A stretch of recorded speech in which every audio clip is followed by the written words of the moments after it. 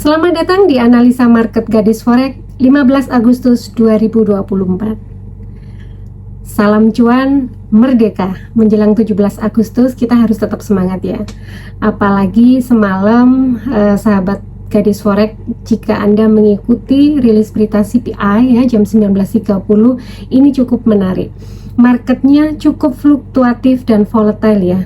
Harga emas itu sempat lompat ke 2480 sebelum kemudian turun sampai dengan 2439 ya. Dan pagi ini dia mulai bergerak di sekitar 2450-an. Nah, seperti yang saya sampaikan sebelumnya, bahwa sebenarnya kalau secara teknikal market untuk gold ini masih sideways antara all time high-nya di 2480 sampai dengan 2400, bahkan bawahnya bisa di bawah 2400 di sekitar 2350-an ya. Masih range-nya masih belum patah di antara resisten dan supportnya. Nah, kemarin juga sudah saya sampaikan di video saya semalam, karena saya menemukan ada pola divergen ya. Selain saya temukan pola triple top, saya juga temukan pola divergen di time frame 1 jam atau H1. Nah, pagi ini saya ingin menganalisa, memetakan ya. Untuk daily ya, kita chat untuk daily harga emas ini akhirnya membentuk dua candle yang merah ya, sebelum hari ini ditutup seperti apa. Tapi ini secara teknikal ya, di daily resisten 3 di periode sebelumnya itu di 2480 ya. Kemudian nanti kalau di atasnya bisa ke 2515 ya, 2515 sampai 2530. Ini kalau misalnya 2480 ini tertembus ya, area ini. Jadi untuk area ini di resisten 3 periode sebelumnya ya, ini di sekitar 2480. Tapi jika memang area ini akan break ya, break up, ini bisa menyentuh ke 2530. Tapi menurut saya ini harus didorong oleh fundamental yang signifikan. Jadi kalau misalnya kemarin CPI gitu, itu kan sebenarnya sudah ya, market itu sudah dibaca oleh pasar. Menurut saya nanti market atau nanti berita yang akan menyerap emas untuk naik itu kalau misalnya ada perang, kemudian mungkin perang dagang, nah seperti itu. Jadi kalau misalnya cuma rilis data atau bahkan mungkin penurunan suku bunga jika terjadi nanti di September, saya juga sedikit tidak meyakini bahwa gold akan naik. Tapi apapun bisa terjadi ya, ini hanya analisa saya seperti itu. Nah, untuk daily, setelah saya gambar trendline ya, ada triangle pattern dan sekarang berada di atas, nanti resistennya berada di sekitar 2460-an. Jadi hati-hati di sini kalau misalnya dia sudah bergerak di 2460 sampai dengan 2466 atau 65, menurut saya di situ malah potensinya untuk sell. Ada kemungkinan gold ini akan balik turun lagi, minimal dia ke area sini ya, di resisten 2 periode sebelumnya di sekitar 2433, atau paling jauh dia bisa ke sekitar 2416 atau 2400-an. Nah, coba kalau kita misalnya lihat H1 nya. Nah, ini H1 nya selain dia tertahan di area, sebentar, area ini resisten 1 ya, resisten 1, wah ini benar-benar sangat kuat ya, beberapa numpuk di situ. Ada resisten 1 di harga 2470, kemudian ada order block untuk sell ya di smart money konsepnya.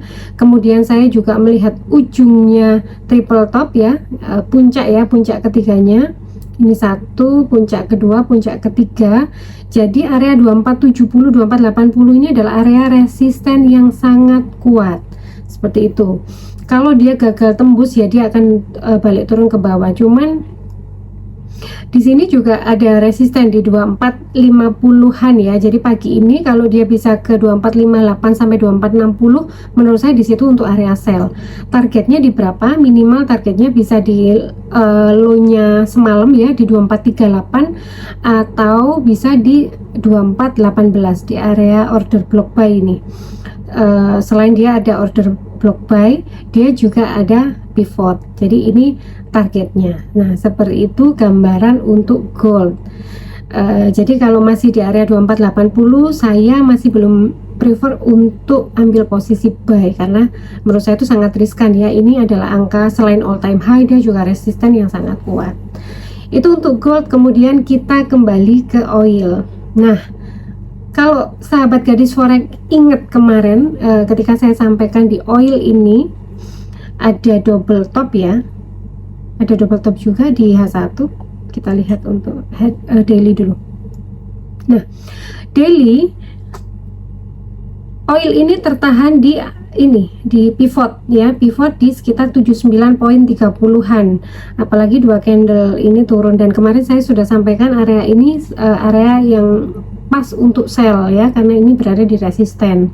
Dan seperti yang saya sampaikan, pivot di periode hari ini dan pivot di sebelumnya, di periode sebelumnya ini berdekatan. Biasanya ini adalah area yang bakal susah untuk ditembus, perlu banyak buyer untuk nembus ini untuk break ke atas seperti itu. Targetnya berapa oil bawahnya? Targetnya bisa di area 75 sampai dengan di 73. 73 ini selain dia ada S1, dia juga tertumpu ada block buy ya, area order block buy di smart money konsepnya. Jadi menurut saya ini angka yang cukup kuat ya, 75, 73 ini masih area buy, sedangkan di area 80-an sampai dengan 79 itu untuk area sell untuk oil. Kemudian kita lihat di H1 supaya lebih detail ya. Di H1 ya, di H1 ini juga tertahan di sini 78 ya. 78 ini area resisten, dan ini adalah target dari yang kemarin ada double top ya. Double topnya di sini puncak 1, ini puncak 2-nya, ini neckline, dan dia break, ini sudah targetnya. Dan sekarang dia berusaha untuk tembus untuk neckline-nya lagi yang akhirnya menjadi resisten, kemudian dia gagal naik. Menurut saya ini masih bisa untuk sell ya, targetnya di sekitar 76 sampai dengan 75. Itu untuk oil. Secara fundamental masih belum ada yang baru, jadi saya mungkin tidak banyak membahas fundamental ya. Sekarang saya di Bitcoin. Nah, ini Bitcoin juga persis seperti yang saya sampaikan ya.